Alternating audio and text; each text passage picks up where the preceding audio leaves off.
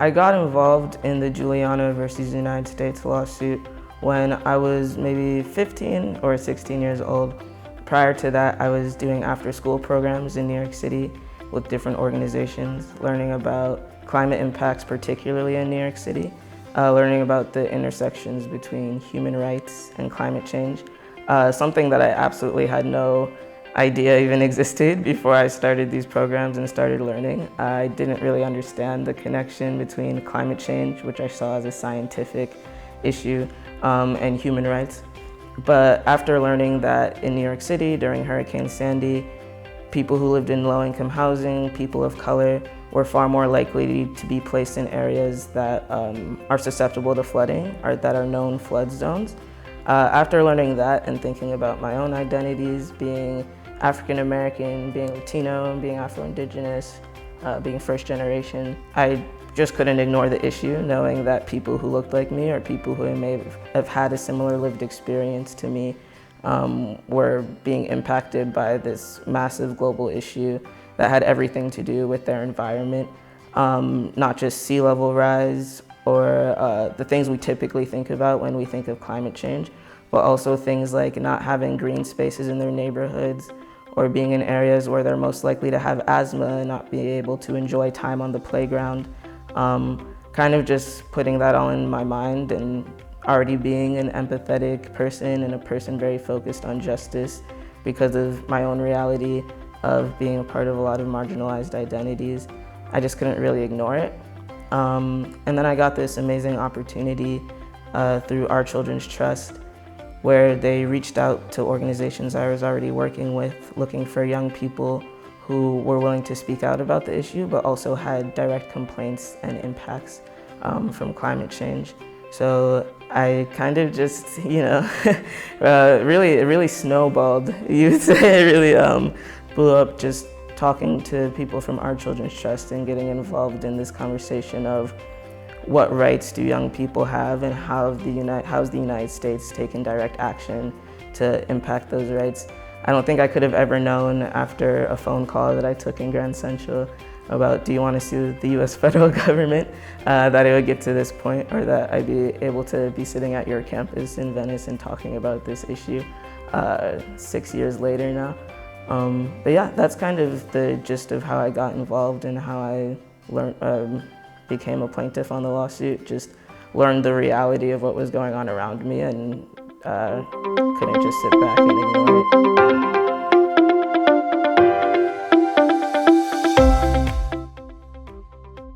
Where I see a lot of opportunity for young people to be involved in this conversation around climate justice. We've already had great examples of it in the last few years. The climate strikes that took place a couple years ago, millions of young people taking to the streets and letting their governments know that we have a very good understanding of climate change, we have a very good understanding of who it impacts, and we have a very close connection to wanting to have a stable future, which makes a lot of sense. I think anybody could agree that wanting to live in a world that's not devoured by climate catastrophe is a fair feeling to have, and we saw a lot of those feelings pour out into the streets. And even before the climate strikes, even before that, you had young people who were willing to talk to political officials, talk to people about the fact that our generation is going to be disproportionately impacted by climate change. Young people are very aware of the fact that they've grown up in a world that was not technically capable of sustaining them, and have shown up and shown out to shout that where we can. I think that it's unfortunate that there's not enough spaces where young people could really sit at tables with decision makers, but because of that lack, you've seen a lot of people power and the power of civil society really show up in our generation.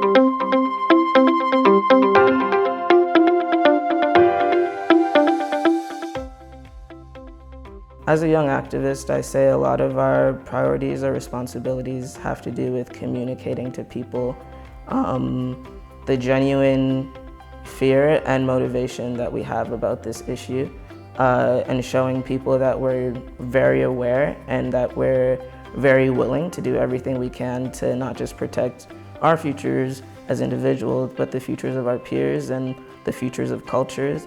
and just a very empathetic understanding of the fact that the climate crisis isn't just going to put young people's futures at risk, but put cultures at risk, have entire people have to evacuate their islands or things that they've known for their entire lives, having that be at risk for a lot of people all over the planet. I think that with the communicating that the urgency that we feel in our hearts for our generation is also an urgency that we feel in international solidarity around in terms of who's going to be impacted and how they're going to be impacted. And who needs to be most protected.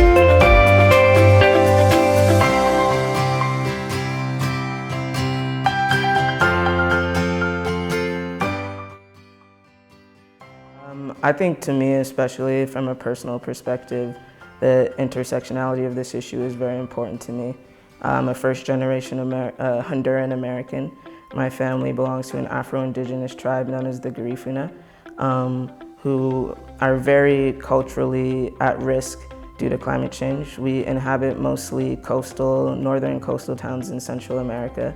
We've always been fishing people, and sea level rise puts my entire identity and what I know at a lot of risk. I don't know if my kids will necessarily have the same relationship to being Garifuna that I get to have, because there might not be a lot of cultural stability if we can't live in the lands that we've gotten to live in and live the way that we've gotten to live. I am also African-American trans man living in the United States, so I know a lot of the relationships that come with being vulnerable.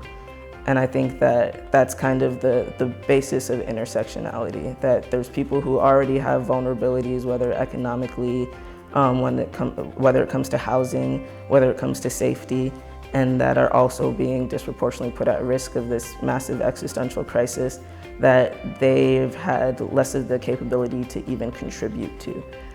The way that people in Honduras, or the way that people experiencing poverty or discrimination in different countries contribute to the climate crisis is so far off from CEOs of fossil fuel corporations or politicians who are very willing to encourage fossil fuel use and encourage the climate crisis. So you have people who are the most vulnerable having to speak up the loudest against these massive powers that actually have contributed so much to the shift in our climate.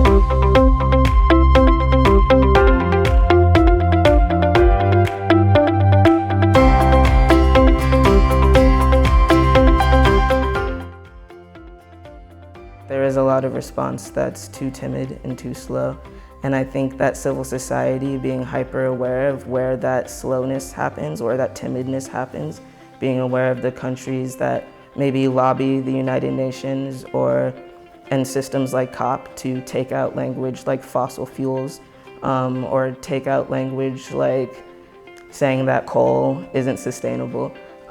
We need to be paying attention to what countries those are, and we need to be paying attention to the fact that there's fossil fuel industry embedded in a lot of these conversations.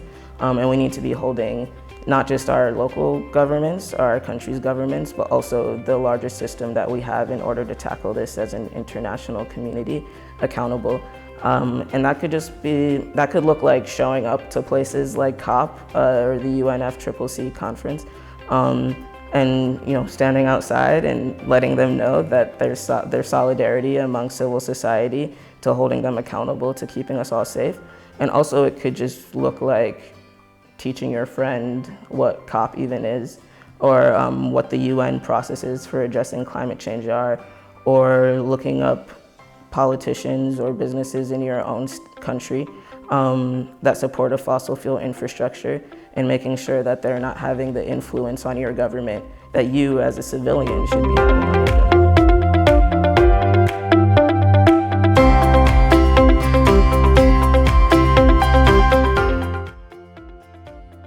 I think fundamentally the climate crisis is a human issue. I think that for a long time, due to certain influences on the way that we communicate about the climate crisis, we've thought about it as animals going extinct, or had images of polar bears dragging themselves across the ice, which are absolutely and positively important things to be aware of. But as a lot of people know, the climate crisis isn't about if the Earth is going to still be here. It's about if humanity is going to be able to sustainably live on this Earth. And at its root, it's a human issue. When you think about people being displaced from where they live, or when you think about people experiencing massive heat waves, when you think about people losing their houses to wildfires, fundamentally it's all about people. It's about the way people are impacted. It's a human rights issue at its bottom line. Humans should have the ability to live on their land and to experience their cultures, and the climate crisis puts all of that at risk.